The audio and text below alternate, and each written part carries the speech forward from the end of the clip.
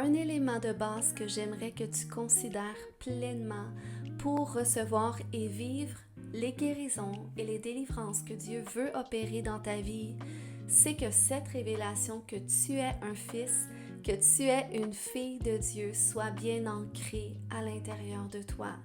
La Bible dit dans Romains 8, au verset 15 à 17, « Vous n'avez point reçu un esprit de servitude pour être encore dans la crainte.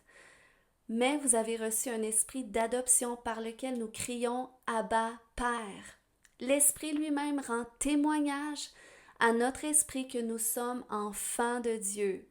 Or, si nous sommes enfants, nous sommes aussi héritiers, héritiers de Dieu et co-héritiers de Christ, si toutefois nous souffrons avec lui, afin d'être glorifiés avec lui. » Donc, en d'autres termes, tu n'es plus orphelin, laissé à toi-même ou à craindre le pire scénario par rapport à tes difficultés. Tu n'es plus seul à devoir porter les fardeaux de ta vie ou des circonstances que tu vis, où tu n'as pas à chercher à gagner le mérite de Dieu le Père dans ta vie, parce que tu es son fils, sa fille, et il t'aime non pas en fonction de qu'est-ce que tu fais, mais à cause de qui tu es.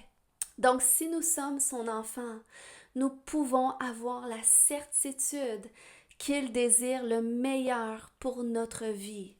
Et là, peut-être tu dis, oui, mais si Dieu désire autant le meilleur pour ma vie, pourquoi est-ce que je vis tous ces malheurs? Ou encore, comment est-ce que je peux placer toute ma confiance en un Dieu invisible si je n'ai pas la certitude que mes circonstances vont vraiment changer? Et je peux valider ces questionnements, mais en même temps, si cette révélation que tu es son fils, que tu es sa fille, peut être bien ancrée à l'intérieur de toi, cela va changer ta perspective, non seulement de Dieu, mais aussi de tes circonstances. Donc, qu'est-ce qui va aider à bâtir cette révélation de Dieu comme un père qui a également les attributs d'une mère?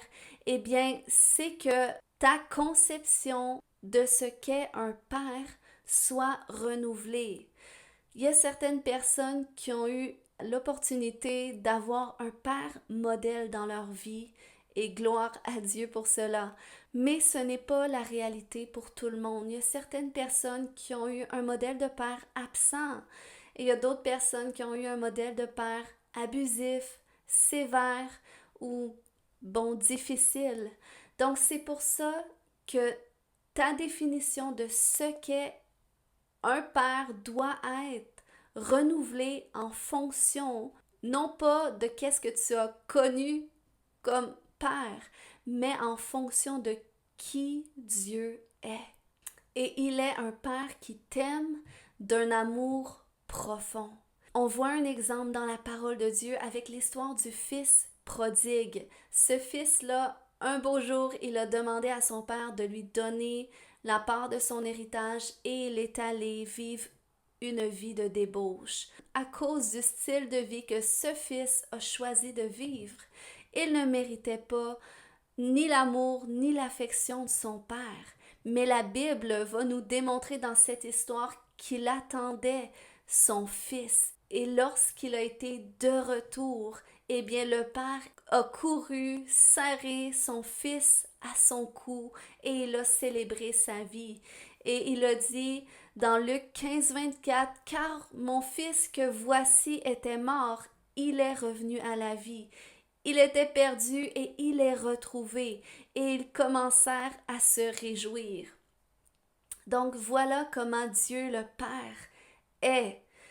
Puis qu'est-ce qui est intéressant, c'est que dans cette histoire en parallèle, on voit le frère du fils prodigue que lorsque vu que son frère était célébré de la sorte, il a commencé à être jaloux et le père est allé vers lui et il a dit au père, « Jamais tu m'as célébré comme ça fait tant d'années que je te sers. » Et on voit que ce fils-là, même s'il était aux côtés du père, il avait quand même un cœur orphelin parce qu'il ne le servait pas comme un fils, mais comme un serviteur espérant recevoir quelque chose du Père en fonction de qu'est-ce qu'il faisait pour lui. Mais c'est pas comme ça que Dieu le Père est. On ne peut pas gagner son amour. Dieu le Père nous aime non pas en fonction de qu'est-ce que nous faisons, mais il nous aime à cause de qui nous sommes et nous sommes son fils. Nous sommes sa fille en qui il a mis toute son affection, de la même façon qu'il a dit à Jésus avant qu'il n'accomplisse quoi que ce soit, voici mon fils, voici ma fille bien-aimée en qui j'ai mis toute mon affection. Eh bien, c'est ce que Dieu dit lorsqu'il te regarde. Et ça nous rapporte à ce passage de Romains 8, 17 qui nous dit que si nous sommes son enfant, nous sommes aussi héritiers, héritiers de Dieu et co-héritiers de Christ. Donc, nous sommes co-héritiers du statut de fils. Alors, non seulement le Père t'aime autant qu'il aime Jésus, mais tu as accès à tout ce que Jésus a accès. Il a dit dans Jean 14, 13, « Tout ce que vous demanderez en mon nom, je le ferai, afin que le Père soit glorifié dans le Fils. » Il a dit tout ce que vous demanderez. Et il a dit aussi dans Marc 11, 24, « C'est pourquoi je vous dis, tout ce que vous demanderez en priant, croyez que vous l'avez reçu. Ayez l'assurance que vous l'avez reçu et vous le verrez s'accomplir. » Donc c'est pour cela que tout ce que nous demandons à Dieu, nous devons le demander de cette révélation, de cette position de fils et de fille que nous occupons devant lui, afin que nous ayons l'assurance que quoi que nous demandions, Dieu nous répondra de façon favorable parce qu'il nous aime, parce que nous sommes son fils, nous sommes sa fille, donc il désire le meilleur scénario pour nous. Donc c'est avec cette assurance, c'est avec cette foi que nous devons espérer en Dieu, car c'est ce qui va nous permettre de voir la main de Dieu. La Bible nous dit également dans Hébreux 11.1 que la foi, c'est une ferme assurance des choses qu'on espère et une démonstration de celles qu'on ne voit pas. Donc cette assurance provient de cette révélation que nous sommes son enfant. Donc quoi que nous demandions, nous pouvons avoir l'assurance qu'il va nous répondre de façon favorable. Lorsque je rencontre des gens et que je prie pour eux, pour leur guérison ou leur délivrance, eh bien, il arrive que certaines personnes croient n'avoir rien expérimenté. Et parfois, lorsque je vais faire un suivi avec ces mêmes personnes, une semaine, 2 semaines après, eh bien, parfois, il y a certaines personnes qui vont me dire catégoriquement que rien n'a changé depuis la prière.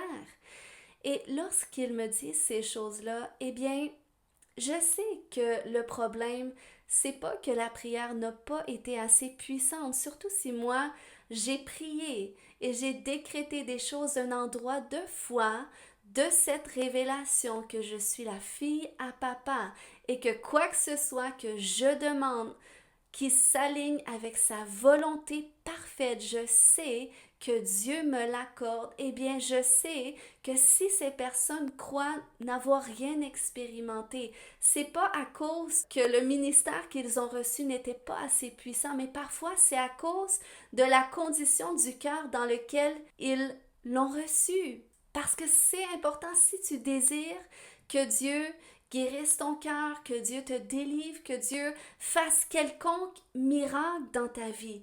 Tu dois le recevoir comme celui qui sait que Dieu est venu pour lui en chair, souffrir jusqu'à mourir et revivre pour que toi aussi, de par ses meurtrissures, tu puisses être guéri. Et de par sa mort, que toi aussi les parties de ta vie qui sont mortes puissent revivre, puissent renaître. Donc c'est pour ça qu'il faut que tu renonces à toute forme de servitude et à toute crainte qui l'alimente et que tu commences à penser, à parler et à vivre comme un fils, comme le Fils de celui qui règne dans les cieux et sur la terre et qui a choisi de te faire régner avec lui.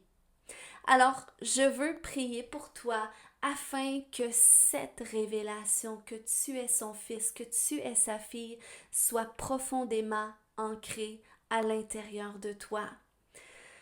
Seigneur, je te remercie pour ton amour. Tu es venu, Seigneur Jésus, en chair pour révéler Dieu comme étant un Père, comme étant le Père de tous ceux qui se tournent vers lui.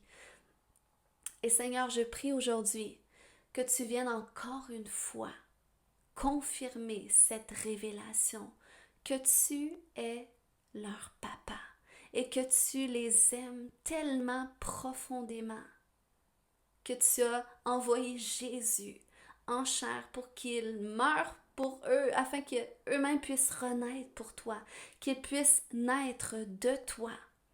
Et je prie, Seigneur, que si cette nouvelle naissance n'est pas bien ancrée comme révélation, viens aujourd'hui le faire. Viens aujourd'hui le faire, Seigneur Dieu. Tu as simplement besoin de dire, oui, Seigneur, je veux vraiment naître de toi, mon Dieu. Fais-moi pleinement naître de toi et viens ancrer en moi cette révélation que je ne suis plus orphelin, mais je suis ton fils, je suis ta fille, bien-aimée, en qui tu as mis toute son affection. Et Seigneur, tu peux lui dire, je ne veux pas m'opposer à cela. Je ne veux pas endurcir mon cœur à cette révélation, mais viens, Seigneur, plutôt guérir le cœur de mon frère, de ma sœur, qui ont pu souffrir à cause d'un papa ou d'une maman qui a pu être malveillant ou qui a pu leur occasionner quelconque souffrance. Je prie, Seigneur Jésus, que tu prennes ces souffrances sur toi. Alors, Seigneur, qu'ils choisissent de te les donner en confessant aussi qu'ils pardonnent leur papa, qu'ils pardonnent leur maman, qu'ils pardonnent toute figure paternelle ou maternelle qui ont pu les blesser. Seigneur, tu prends sur toi les souffrances et tu leur donnes en échange la guérison. Au nom de Jésus, viens Saint-Esprit réconcilier leur cœur avec celui du Père et viens réaffirmer cette révélation qu'ils sont ton fils, qu'ils sont ta fille et que tu les aimes comme tu aimes Jésus. Et à partir de cette révélation, je prie que tout miracle qui était bloqué dans ta vie à cause de ces mentalités orphelines que tu pouvais avoir, à cause de ces mensonges que tu pouvais porter, à cause de cette servitude dans laquelle tu vivais, que je viens briser aujourd'hui. J'ordonne maintenant que toutes ces guérisons émotionnelles et physiques qui étaient bloquées soient maintenant libérées dans ton corps et dans ton âme, dans le nom de Jésus. Et j'ordonne que tout esprit orphelin qui t'empêche de recevoir cet esprit d'adoption te quitte maintenant dans le nom de Jésus. Sois libre, sois guéri maintenant par la puissance du Saint-Esprit au nom de Jésus. Oh, alléluia Seigneur, oui. Merci Papa, que tu guéris, que tu libères et que tu continues ton œuvre transformatrice et que tu continues le renouvellement de la mentalité, du cœur de tes enfants, afin qu'ils s'alignent pleinement avec le tien. Dans le nom de Jésus. Amen.